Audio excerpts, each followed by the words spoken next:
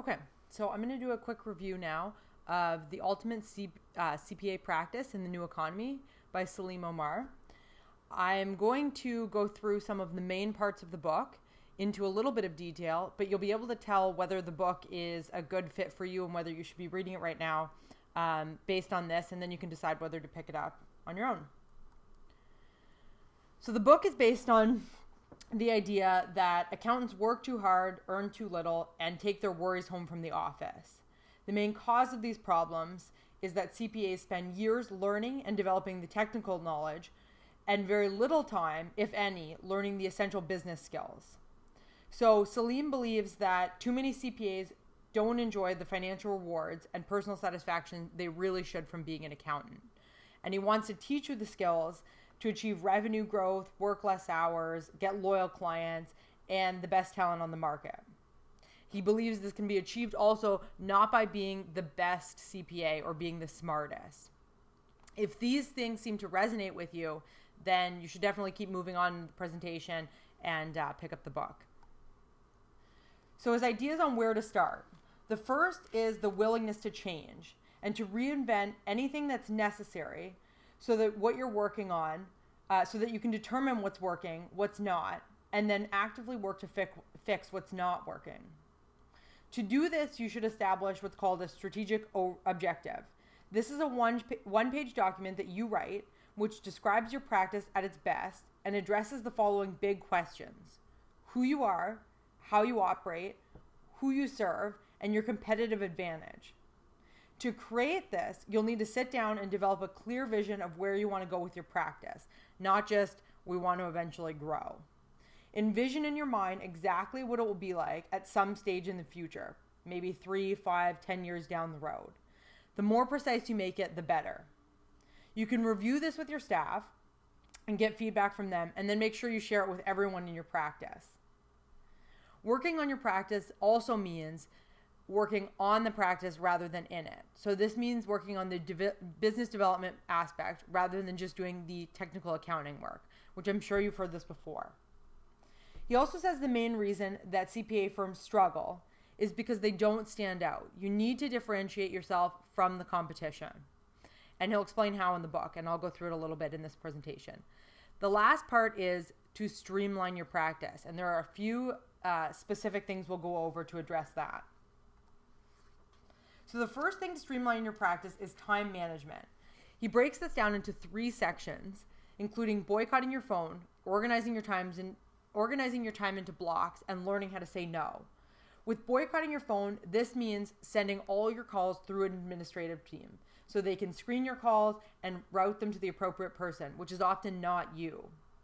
For clients that have to be handled by you personally, block time in your calendar, say twice a day in 1-hour chunks, and your clients know that you'll be calling them back within this time. Organize your time into blocks. So the whole premise of this is that you can't be switching tasks every 30 to 60 minutes and expect to be efficient.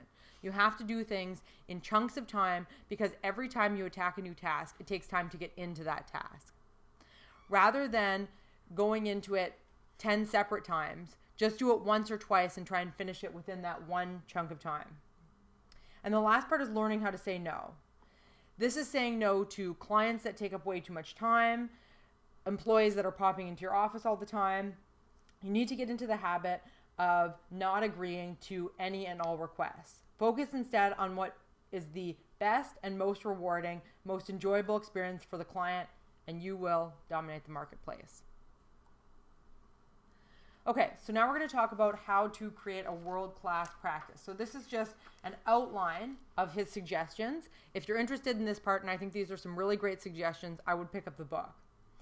To create a world-class practice, you have to make your client's experience your number one priority. And there's a bunch of suggestions in the book to do that. I'll just go through a couple of the first ones. Have a staff member, not you, respond to all inquiries within 2 hours. So this is making sure that someone takes all incoming emails and phone calls and then is able to delegate them to the right person so that they can be handled within a short time frame. Send your clients business referrals. So if you're working with small businesses, whether they're dentists or doctors, you could send them business referrals and make sure they know they're coming from you. Deliver a birthday gift for their children. So this is a really extra special gift that almost no accountants would be doing otherwise. You can send, you can have your administrative staff record their children's birthdays when they first sign up with you as a client, and then put a note in their calendar and make sure you send something out on those days. Listen to how your staff members talk to clients. So you can just do this while you're in the office. The other option that he suggests is to mystery shop your staff. So this means sending in someone to act as a prospective client, either through the phone or in person, and you can then see how your staff treats them. This way you can pick up on any potential issues that you might have with customer service and fix them quickly. The last thing he suggests is buying free gifts at the end of tax season. So when your clients come in, they pick up their tax return and they pay their fees, you can offer them a selection of gifts, which you can just buy from any wholesaler. Okay, so another important part of working on your practice rather than in it is to determine the 3 M's. The market, who's buying your service, the message, why they should buy from you, and the media, how you're going to get that message to your market. This will prepare you to get the best clients, not just anyone who's willing to pay you. So how do you define your market? The first M. You're gonna do a couple things. First, look at your existing clients. So you may find no one that is really an ideal client, but it should give you a start. Start by finding out as much as possible about them by going through your current client records. Is there one segment that's more profitable or easier to work with than the rest? 2, look at the competition. Look at the strengths and weaknesses of your competitors and what they're offering. Are there any obvious gaps in the market, or are there any areas where everybody looks the same and you can offer something different? Your expertise. So consider your own personal expertise and that of the other people in your practice. You may have particular advantages in a certain industry, such as relevant skills, knowledge, or contacts. Earning potential. Take into account the earning potential from this market. You don't want to define your ideal market in a territory where there aren't enough clients willing to pay decent fees. Growth prospects. Think about if this market offers potential for future growth, and if you grow, will you be able to recruit the right quality of staff to meet the needs of this particular market? Lastly, ease of contact. You want to choose a market that's easily accessible because they all hang out in the same place, or you can reach them through mailing lists or advertising, whatever. So you're going to look through all 6 of these, brainstorm a bunch of different ideas for all of them, and then bring them together and see if you can come up with one clearly defined market. Once you've got that market, you want to figure out how to market to them. Okay, so you're going to think about a bunch of questions, and I would write these out and then answer them. Where do they congregate? What do they read? What workshops or seminars do they go to? What trade shows do they attend? What associations do they belong to? What newspapers do they read?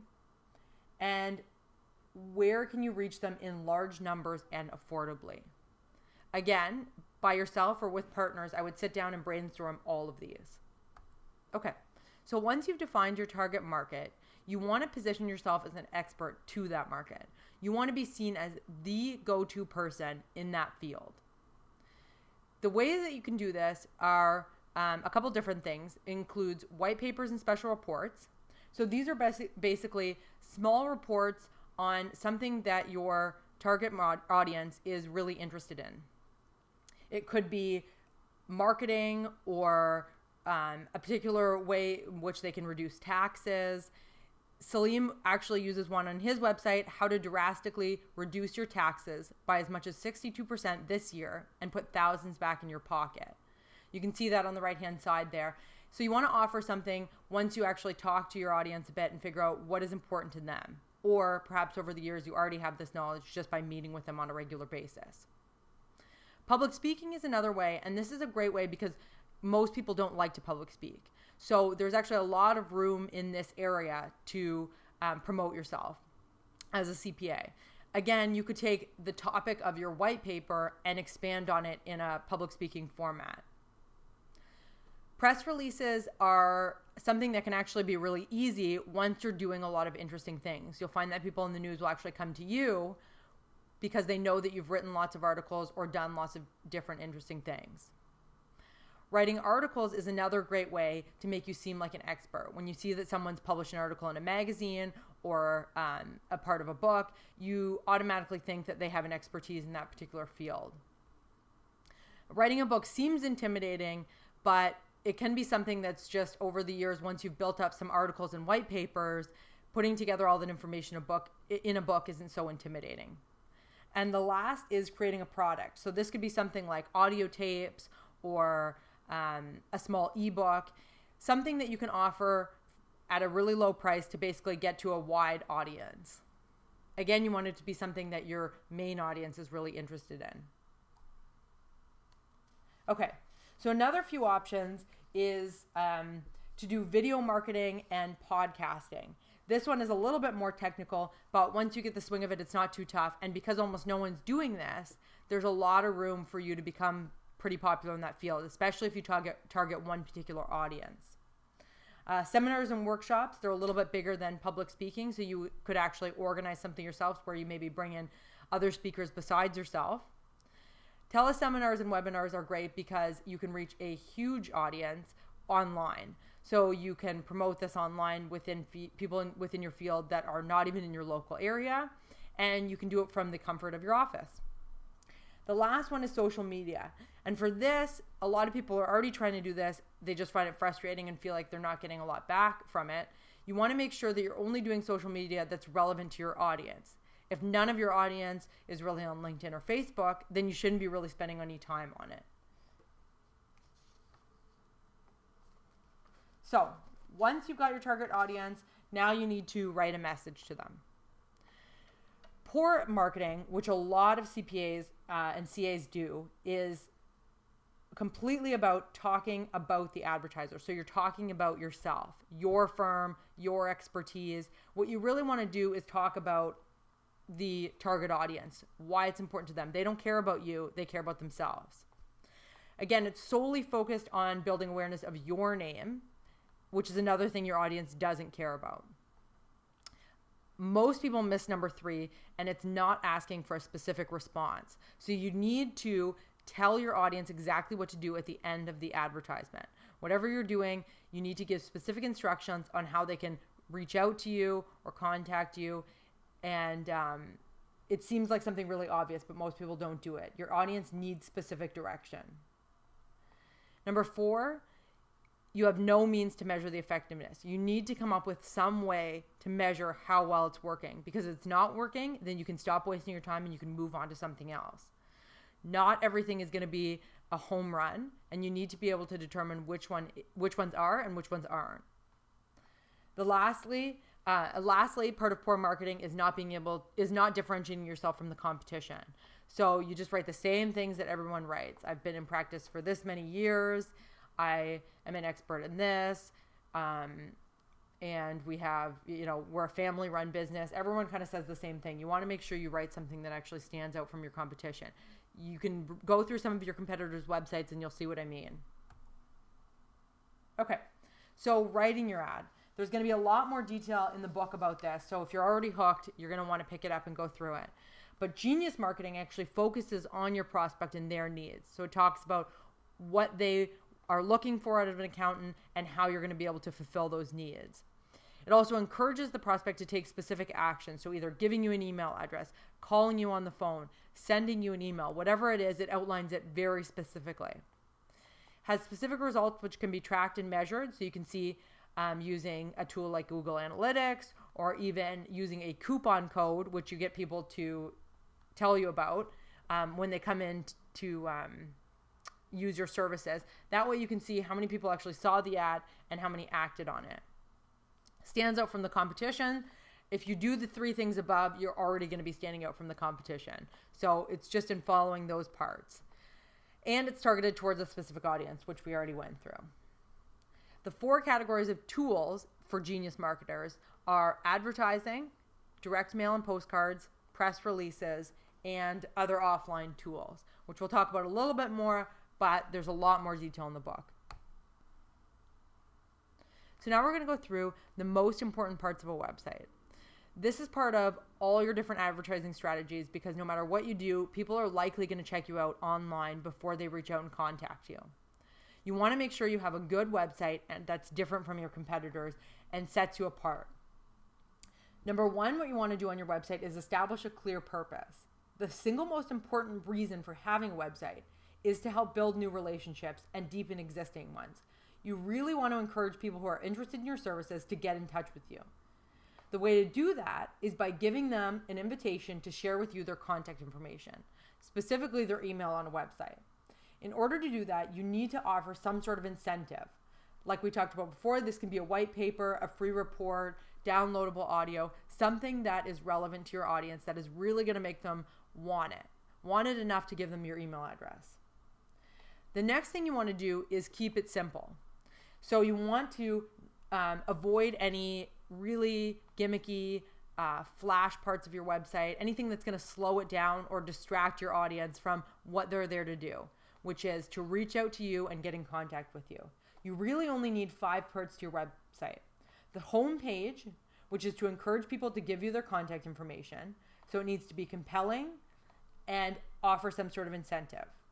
The About Us section, and this includes a little bit about you and your practice, and the people that work there. The services, you need to provide details of the services you offer, but you want to make sure you actually write the descriptions of the services in a way that's compelling to your client. So not just, this is what we offer, but this is how it's going to help you. The Contact Us section, which should make it as easy as possible for the visitor to contact you, which includes an email address, a physical address, a phone number, and a fax number if you have it. The last part of your website that's important is client reviews and testimonials. I know these might seem like something that come off as not authentic, but you want to make sure you actually get authentic sounding testimonials before you put them up. Not just, I really like him as an accountant, he's really great. You want to actually have something that has more detail than that. How you've saved them in the past with something, how you've done a really good job in a particular way. You want to have the detail there because then it sounds real. And in the book, they'll actually tell you how to get those really great testimonials to put up on your site. The next thing you're going to do is grab their attention, and you're going to do this with a headline on your homepage. There's more detail in the book about how to write a headline and plenty of other book suggestions about good copywriting and writing good headlines, but essentially it has to be customer oriented. So it has to be something that's important to them, not why you're so awesome, but why it's really important for them to contact you and what you're going to do for them. Number 4, keep asking for contact info. So make sure you tell them throughout the site to leave you their email address or to give you a call if they want a particular thing, the incentive thing that you're offering. And lastly, make the site visitor friendly. Don't bog it down with a bunch of extra flash or anything that's going to slow down the loading of the website or anything that basically distracts from the main message, especially on the homepage. The homepage is mainly to compel them to contact you. Don't get distracted from that. Okay, the common online marketing mistakes include wasted web design, spending too much money and time on flashy design, gimmicks. They tend to be distracting, which we just talked about. You're just there to collect your contact info. Don't forget that. Number 2, failing to collect email addresses. We've already went through that and how to do it. Number 3, not driving traffic. So you can go investigate different strategies about how to get traffic to your website, some of which can be online or offline. Not encouraging feedback and comments. Again, you want to sort of get the, especially if you have a blog, you want to encourage people to leave comments and get a two-way conversation going on your website.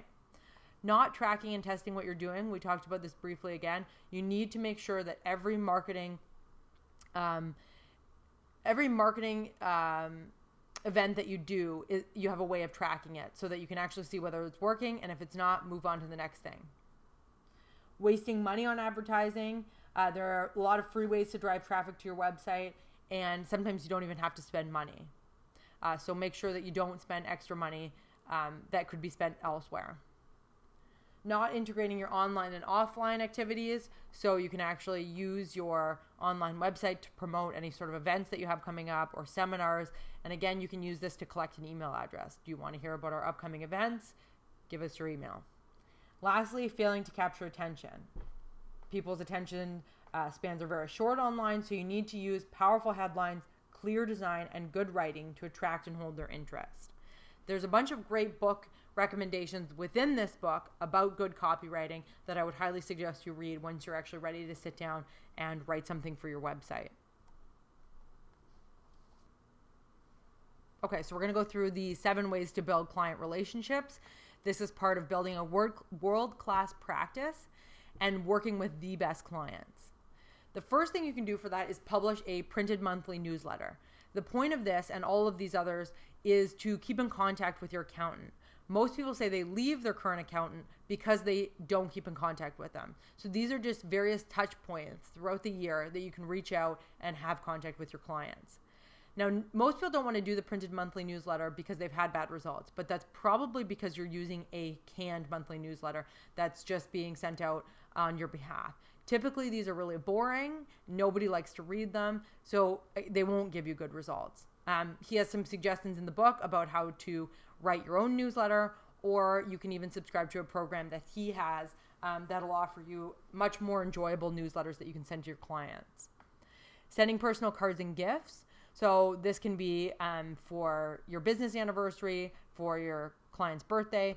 You want to get your administrative staff to keep all of these dates in a CRM, a customer relationship management software, so that you can reach out to them and send them small things and personal cards when those dates hit. Issue a weekly newsletter or e-zine. You can do this by making sure that you have a very niche audience within your practice and then writing specific articles or content that is going to be relevant to them. It's also important to keep in touch through regular mail, and this can be part of the personal cards and gifts, but you want to make sure that you occasionally are sending things through regular mail because it just feels like it's another way that you're reaching out. You can clip articles that you've recently read that are relevant, or even written. If you've written any personally, you can send those out with a small handwritten note, just showing them the article in case they didn't see it. Maintain personal contact. So this can be through phone calls or in person. You want to make sure that you meet with them every so often just to make sure, check in to see that everything's okay. Use a CRM software. We already kind of talked about this briefly, but basically you can use it to track all your touch points throughout the year and keep note of all the important dates. Lastly, you can use your email signature as a marketing tool, and you can actually change this on a monthly or bi-monthly basis to feature something new that you've done. So whether it's a seminar, an article that you've written, a book that you've put out, but it just sort of highlights your expertise along with the usual things that are part of an email signature, your name, email, phone number, and website. Okay, one of the last parts that I actually hear a lot of complaints from accountants about this is hiring the right people. So this section of the book alone might be worth getting it for you. People have a hard time getting a lot of really great people and then holding on to them. So the first thing you can do is design a really great recruitment ad. Describe the character and the attitude of the person you're looking for. It's important to hire and train for attitude. A successful ad will identify the exact type of person you want applying for the post and also put off the wrong type of person. You also want to hire really slowly. Make sure you take a sufficient amount of time in the process of hiring a new employee. The interview is a vital part where you can actually meet them, prepare a bunch of questions. Oftentimes, Salim says that he sees people don't go into interviews prepared enough and they don't ask the right questions. You should also have a second person interview them on a separate date where you're not in the room. That way they can bring their opinion in to the conversation when you're talking about hiring them, and you guys can go through and see, compare the different answers they've given. Another tip that he gives is also reach out to the references that they've given you and then ask them sort of as an afterthought before hanging up the phone with them. If there was only one thing, just one piece of advice that you could offer this person, the candidate that you're interviewing, to improve on, what would it be? And see what kind of response you get there. So it's just sort of a different way of asking. sort of what their biggest flaws are without having to ask that question outright. The last point is to fire fast, and nobody likes doing this, but things will generally not get better. And he has had a lot of experience with this, running a practice for a long time and now running a very successful practice. They typically are not going to get better. So if they're not going well, make sure that you start the hiring process again and get rid of that person. Okay, so just a brief conclusion of the book and recommendation. I think this book is personally great for all levels, whether you're the new marketer, you've been running a practice for a long time, you've tried a bunch of different marketing things. Oftentimes with marketing, some of the simplest mistakes or the basic lessons are you need reminders of every year or two. So I would say anyone could really pick out a few things from this book. There's tons of extra info and specific how-tos. So we went through a lot of general stuff in the presentation, but if anything really piqued your interest, he goes into it in a lot more detail in the book. So I would pick it up for that reason. It's also written from plenty of firsthand experience. He actually has a very successful practice, and for years he ran an unsuccessful practice. He was struggling and he was very stressed. So if you're in that position right now, you could see how he transitioned from someone who was struggling to someone who's very successful. There's also a lot of really great book recommendations for copywriting. And I mentioned this before, but copywriting is not something that you likely learned in university. And it's something that you're probably going to need to learn on your own. So something that you can learn slowly over time. And I would definitely go through his recommendations because he's got some great ones there. Okay, so if you have any questions for me about the book, or if you'd like to see my note pages, just email me at laura@emailstopwatch.com. And if you have any questions, just reach out to me too. Thanks.